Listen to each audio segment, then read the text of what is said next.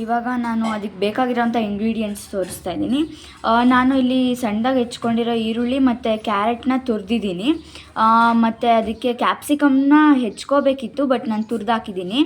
ತುರಿದಾಗ ಅದರಲ್ಲಿ ರಸ ಬಿಡುತ್ತೆ. ಅದು ರಸ ಬಿಟ್ಟರೆ ಇದು ಚಪಾತಿ ಮಾಡೋವಾಗ ಇದು ಮಾಡೋಕ್ಕಾಗಲ್ಲ. ಸೊ ನೀವು ಅದನ್ನು ರಸನ ಹಿಂಡ್ಬಿಟ್ಟು ಚಪಾತಿ ಕಲಿಸ್ತೀರಲ್ಲ ಅದಕ್ಕೆ ಹಾಕ್ಕೊಳ್ಳಿ.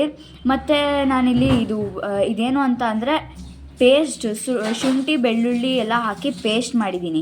ನಿಮ್ಮ ಹತ್ರ ಪೇಸ್ಟ್ ಇರೋ ಡೈರೆಕ್ಟಾಗಿ ಪೇಸ್ಟೇ ಹಾಕ್ಕೊಬೋದು. ಬಟ್ ನನ್ನ ಹತ್ರ ಮೆಣಸಿನ್ಕಾಯಿ ಅಂದರೆ ಚಿಲ್ಲಿ ಇರುತ್ತಲ್ಲ ಅದ್ರದ್ದು ಪೇಸ್ಟ್ ಇರಲಿಲ್ಲ. ಸೊ ನಾನು ಮೆಣಸಿನ್ಕಾಯಿ ಒಂದು ಮತ್ತು ಬೆಳ್ಳುಳ್ಳಿ ಹಾಕ್ಕೊಂಡಂಗಿದ್ರೆ ಹಾಕ್ಕೋಬೋದು. ಬಟ್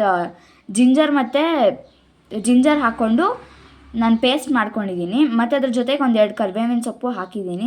ನೀವು ಬೇಕಾದರೆ ಹಾಕ್ಕೋಬೋದು ಶುಂಠಿ ಬೆಳ್ಳುಳ್ಳಿ ಪೇಸ್ಟ್ ರೆಡಿ ಇರೋರು. ನಾನು ಇಲ್ಲಿ ಮಿಕ್ಸಿ ಮಾಡ್ಕೊಂಡಿದ್ದೀನಿ. ಅದು 1 ಟೇಬಲ್ ಸ್ಪೂನ್ಗೆ ಆಗೋಷ್ಟಿದೆ. ಈಗ ನಾನು ಹೇಳಿದ್ದು ಈರುಳ್ಳಿ ಅದೆಲ್ಲ ಕಟ್ ಮಾಡ್ಕೊಂಡಿದ್ದೀನಿ ಅನ್ನಲ್ಲ, ಅದಕ್ಕೆ ನಾನಿವಾಗ ಆಲೂಗೆಡ್ಡೆ ಬೇಯಿಸ್ಕೊಂಡಿರೋ ಅಂಥದ್ದು ತುರಿದ್ಬಿಟ್ಟು ಹಾಕಿದ್ದೀನಿ. ನೀವು ಬೇಕಾದ್ರೆ ಮ್ಯಾಶ್ ಮಾಡಿಕೊಂಡು ಹಾಕ್ಕೋಬೋದು. ನಾನು ತುರಿದ್ಬಿಟ್ಟು ಹಾಕಿದ್ದೀನಿ, ಯಾಕಂದರೆ ಮಿಕ್ಸ್ ಮಾಡೋಕ್ಕೆ ಎಲ್ಲ ಈಸಿ ಆಗುತ್ತೆ ಮತ್ತು ಸ್ಟಫ್ ಮಾಡೋಕ್ಕೆ ಅಂತ ಅಂದ್ಬಿಟ್ಟು. ಈಗ ಇದನ್ನು ನಾವು ಎಲ್ಲ ಮಿಕ್ಸ್ ಮಾಡ್ಕೋಬೇಕು. ಇದಕ್ಕೆ ನಾನು ಒಂದು ಚಿಕ್ಕ ಸ್ಪೂನಲ್ಲಿ 1 ಸ್ಪೂನು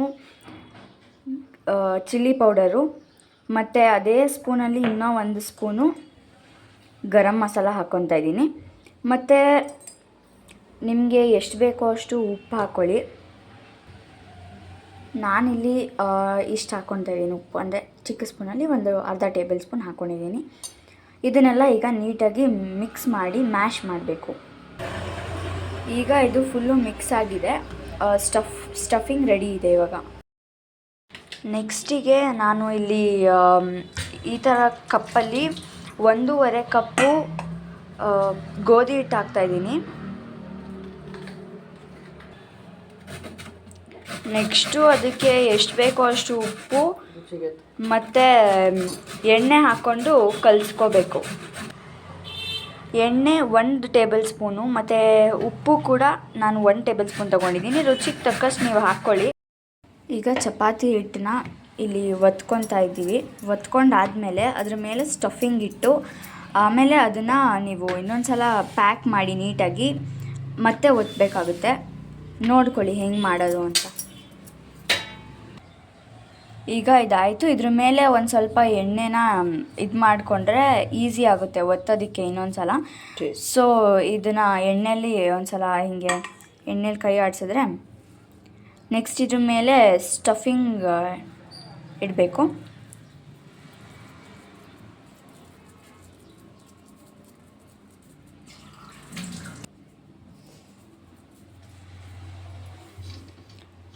ಈಗ ನೆಕ್ಸ್ಟ್ ಸ್ಟಫಿಂಗ್ ಇಟ್ಟಾದಮೇಲೆ ಇದನ್ನು ಟೈಟಾಗಿ ಪ್ಯಾಕ್ ಮಾಡಿ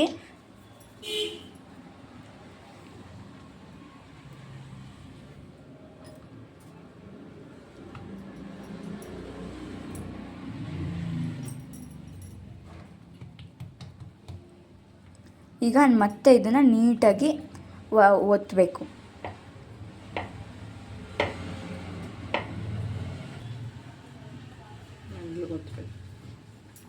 ಇದನ್ನು ನಿಧಾನಕ್ಕೆ ಒತ್ತಬೇಕು, ಯಾಕೆಂದರೆ ಅದು ಈರುಳ್ಳಿ ಎಲ್ಲ ಹಾಕಿರ್ತೀವಲ್ಲ ಅದು ಕಿತ್ತುಬಿಡುತ್ತೆ. ಅದು ಆಚೆ ಬರುತ್ತೆ ಸ್ಟಫ್ ಎಲ್ಲ ಇಟ್ಟಿರೋದು. ಸೊ ಅದಕ್ಕೆ ಇದನ್ನು ನೀವು ನಿಧಾನಕ್ಕೆ ಒತ್ತಬೇಕು, ಗಡಿಬಿಡಿಲಿ ಮಾಡೋಕ್ಕೆ ಹೋಗಬೇಡಿ. ಈಗ ಹೆಂಚು ಕಾದಿದೆ, ಅದ್ರ ಮೇಲೆ ಒಂದು ಸ್ವಲ್ಪ ಎಣ್ಣೆನ ಇದು ಮಾಡಿಕೊಂಡು ಇದ್ರ ಮೇಲೆ ಇವಾಗ ಪರೋಟ ಹಾಕೋಣ. ಇದು ಪರೋಟಾನ ನೀವು ಮೀಡಿಯಮ್ ಫ್ಲೇಮಲ್ಲಿ ಯಾಕಿಟ್ಟು ಬೇಯಿಸಬೇಕು ಅಂತ ಅಂದರೆ ಇದು ತುಂಬ ದಪ್ಪ ಇರುತ್ತಲ್ಲ ಪರೋಟ. ಸೊ ಅದು ಹೈ ಫ್ಲೇಮಲ್ಲಿ ಇಟ್ಟರೆ ಬೇಗ ಬೆಂದ್ಬಿಡುತ್ತೆ. ಸೊ ನೀಟಾಗಿ ರೋಸ್ಟ್ ಆಗೋಲ್ಲ. ಅದಕ್ಕೆ ನೀವು ಮೀಡಿಯಮ್ ಫ್ಲೇಮಲ್ಲಿ ಇಟ್ಬಿಟ್ಟು ಇದನ್ನು ಇದು ಮಾಡಿದ್ರೆ ಬೇಯಿಸಿದ್ರೆ ಚೆನ್ನಾಗಿ ಇದಾಗುತ್ತೆ.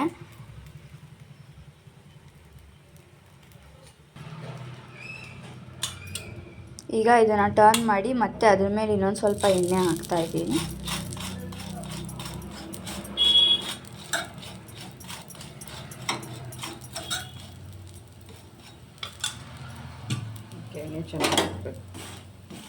ಇದಕ್ಕೆ ಎಣ್ಣೆ ಸ್ವಲ್ಪ ಜಾಸ್ತಿ ಹಾಕಿದ್ರೆ ಇನ್ನೂ ಬೆಟರ್, ಯಾಕೆಂದರೆ ಅದು ಎಣ್ಣೆ ಹಾಕಲಿಲ್ಲ ಅಂದರೆ ಡ್ರೈ ಅನಿಸುತ್ತೆ. ಎಣ್ಣೆ ಹಾಕಿದ್ರೆ ಸ್ವಲ್ಪ ನೀಟಾಗಿ ಬೇಯುತ್ತೆ.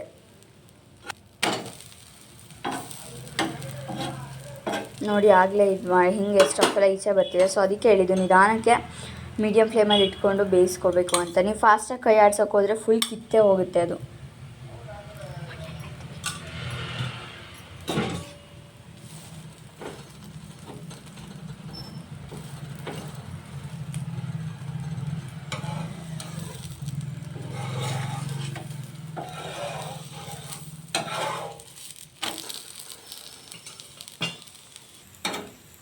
ಈಗ ಇದು ರೆಡಿ ಆಗ್ತಾ ಇದೆ.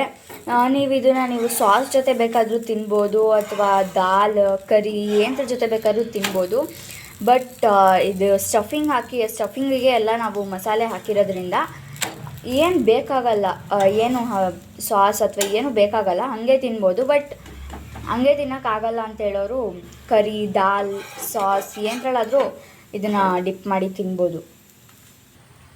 ಈಗ ಇದು ಫುಲ್ ರೆಡಿ ಆಗಿದೆ. ನೋಡಿ ಹೆಂಗೆ ಗೋಲ್ಡನ್ ಬ್ರೌನ್ ಬರೋ ತನಕ ನೀವು ಇದನ್ನು ರೋಸ್ಟ್ ಮಾಡಬೇಕು.